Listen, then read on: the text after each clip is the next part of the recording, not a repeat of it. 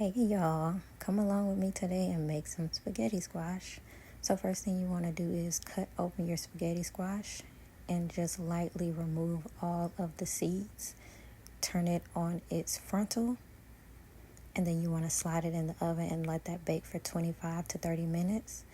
Then start on your filling. This is mushrooms, and I'm just going in and putting my light seasonings on there, paprika, salt, garlic powder, the usual degular. And then you want to go in with your marinara sauce. Now I use the whole can, but you can use half if you want.